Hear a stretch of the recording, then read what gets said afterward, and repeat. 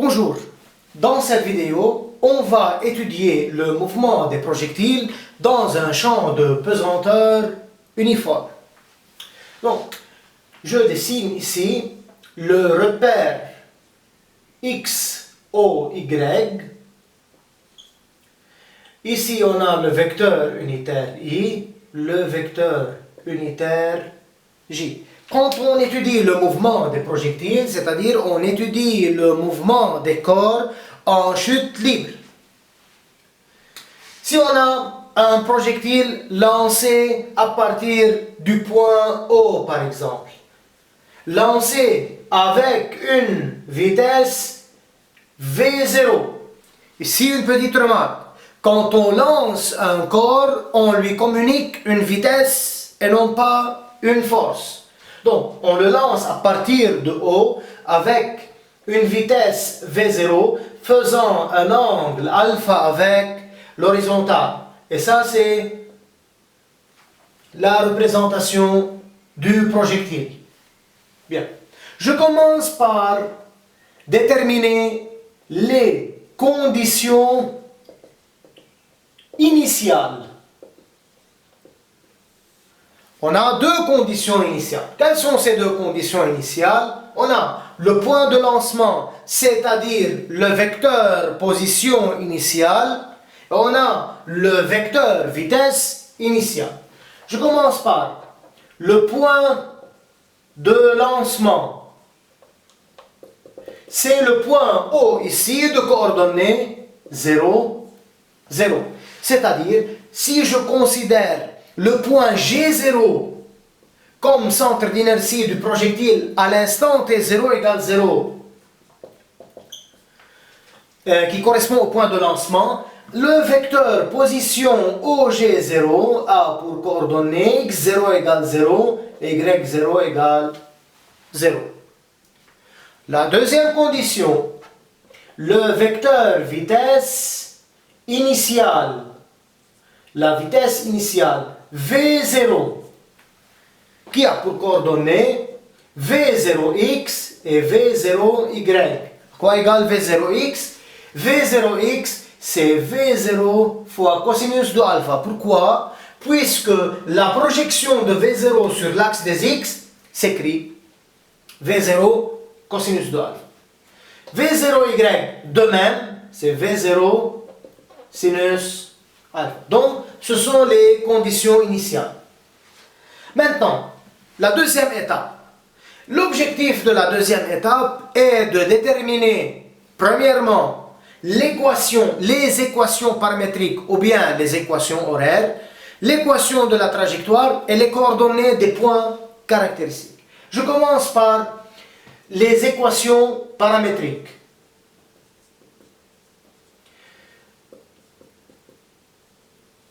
Les équations paramétriques.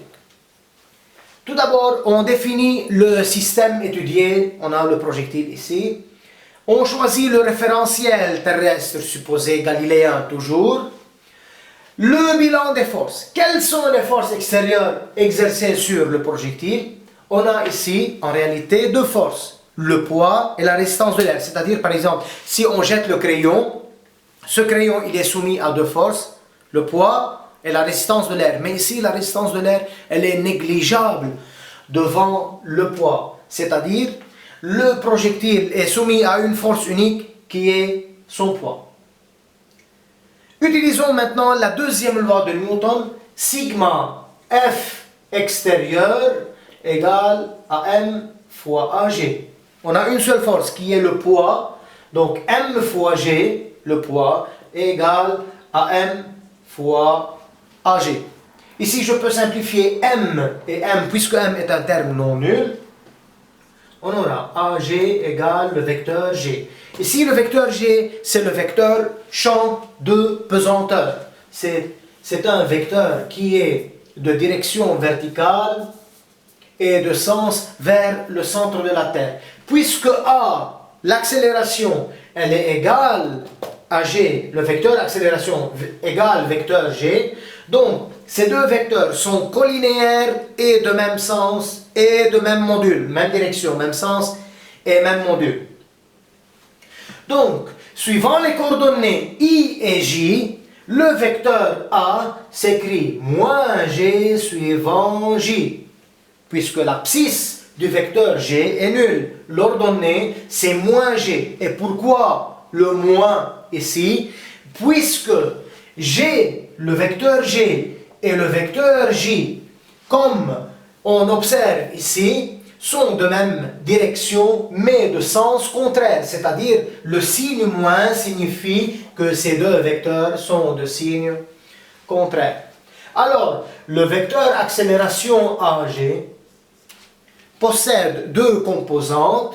Une composante suivant x qui est nulle, puisque moins g suivant j, plus, si vous voulez, 0 suivant i, donc ax égale à 0. AY, c'est moins g. Alors, c'est le vecteur accélération. En faisant la primitive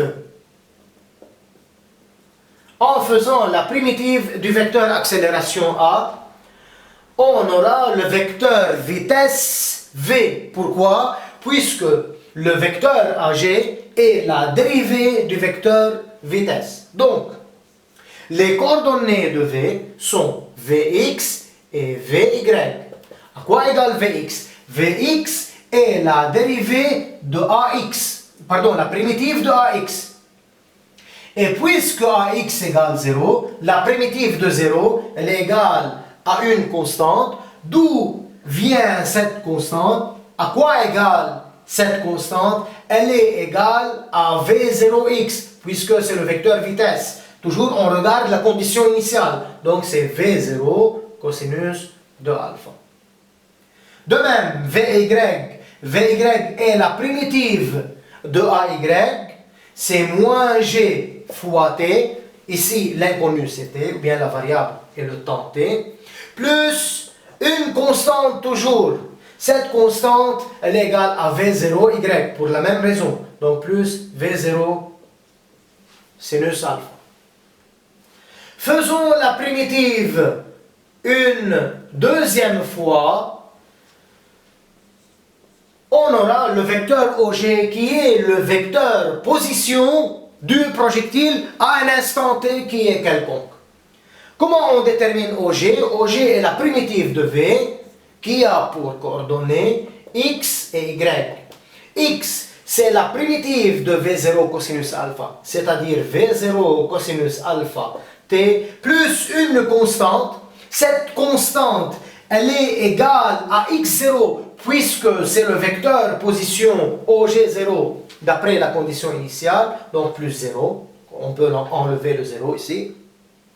Y est la primitive de moins gt plus V0 sinus alpha qui est moins 1 demi gt2 plus V0 sinus alpha t plus aussi une constante. Cette constante, en regardant la condition initiale, elle est égale à y0 qui est 0. Ces coordonnées x et y, on les appelle les équations paramétriques ou bien les équations horaires.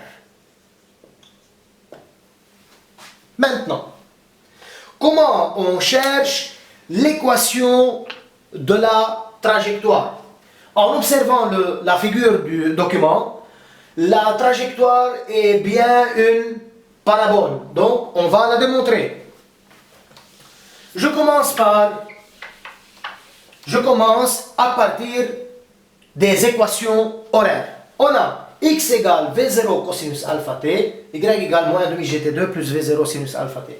Comment on détermine l'équation de la trajectoire?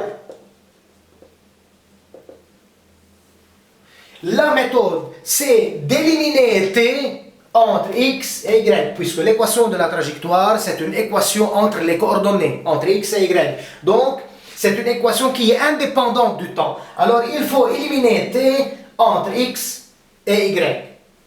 De la première équation, t égale à x sur V0 cosinus alpha.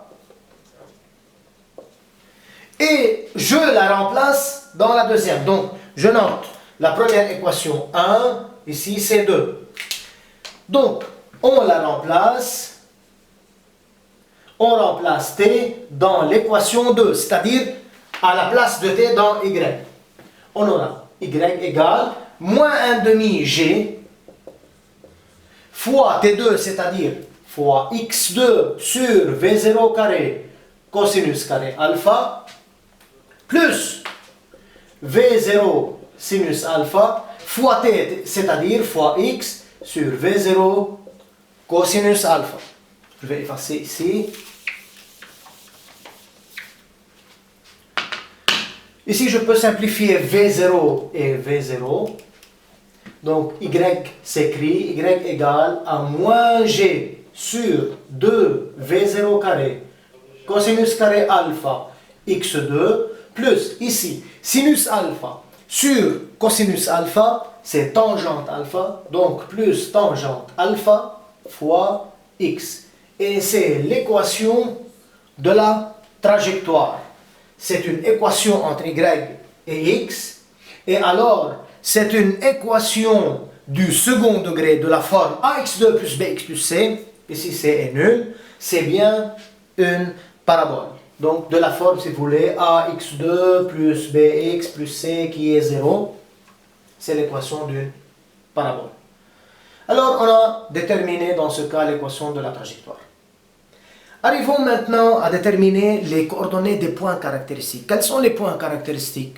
Les points caractéristiques sont le point le plus haut de la trajectoire et la portée. Le point A, par exemple, ici, S, ici. Comment déterminer les coordonnées de S et les coordonnées de A?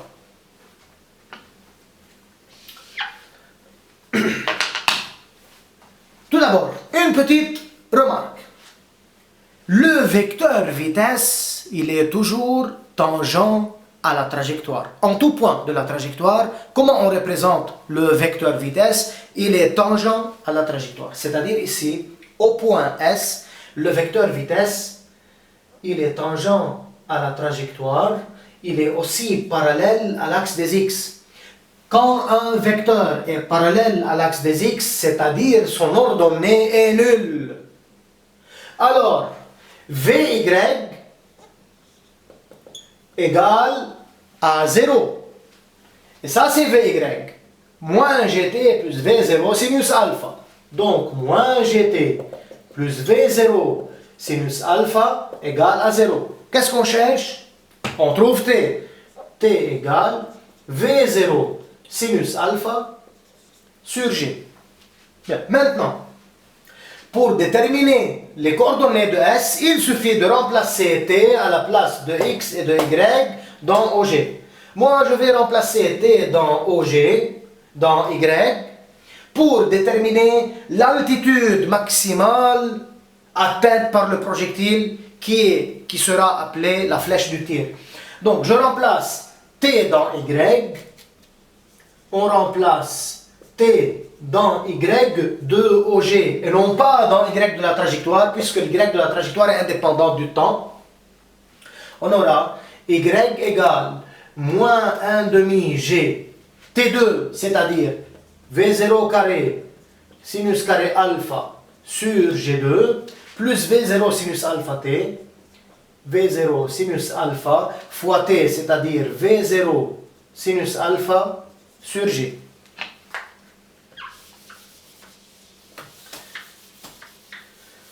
Alors, on aura Y égale, ici je peux simplifier G et G, c'est moins V0 carré sinus carré alpha sur 2G plus V0 carré sinus carré alpha, je fais le produit, sur G. Même dénominateur, Y égale, le dénominateur commun c'est 2G, donc moins V0 carré sinus carré alpha plus 2V0 carré sinus carré alpha. Finalement, Y égale à V0 carré sinus carré alpha sur 2G, c'est Y de S si vous voulez, c'est-à-dire l'altitude maximale atteinte par le projectile. Comment on détermine X de S? Tout simplement en remplaçant T dans X de G. Maintenant, comment déterminer les coordonnées du deuxième point caractéristique qui est le point A? Ici, on s'intéresse à déterminer X de A seulement, qui sera appelé la portée du tir. Comment on détermine X de A? Bien. Comme vous voyez ici, la parabole, la courbe, coupe l'axe des abscisses au point A. Ça veut dire quoi? Ça veut dire que l'ordonnée du point A est nulle.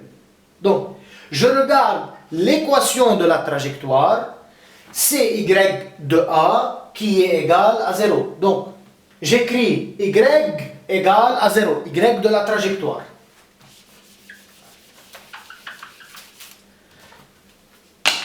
Donc, c'est moins G sur 2 V0 carré, cosinus carré alpha, x2 plus tangente alpha x égale à 0. Puisque la parabole coupe l'axe des x, on a un point A d'ordonnée nulle, donc égal à 0.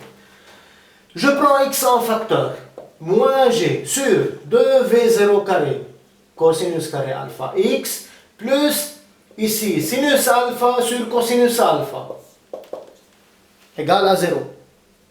Le produit de deux facteurs est nul si l'un au moins est nul. Mais si x ne peut pas être nul. Pourquoi? Puisque x, c'est l'abscisse du point A. Et x égale 0 correspond au point de lancement. Donc, le second terme est nul. Moins g sur 2v0 carré cosinus carré alpha fois x égale à moins sinus alpha sur cosinus alpha. Je peux enlever les moins et je peux simplifier aussi par cosinus de alpha. On aura x sur 2v0 carré cosinus alpha égale à sinus alpha. En faisant le produit des moyens pour les extrêmes, x égale 2v0 carré cosinus alpha fois sinus alpha sur g. Maintenant, regardez bien. 2 cosinus alpha fois sinus alpha en trigonométrie s'écrit sinus de alpha. Donc c'est sinus de alpha fois v0 carré sur g. Alors, c'est l'abscisse du point A, c'est-à-dire c'est la portée du tir. Comment on détermine Y de A? Y de A égale à 0. Pourquoi? Je répète, puisque la parabole ou bien la courbe coupe l'axe des X en un point A d'ordonnée nulle. Ce sont les objectifs. Merci bien. Et n'oubliez pas de cliquer sur le bouton subscribe. Et merci beaucoup.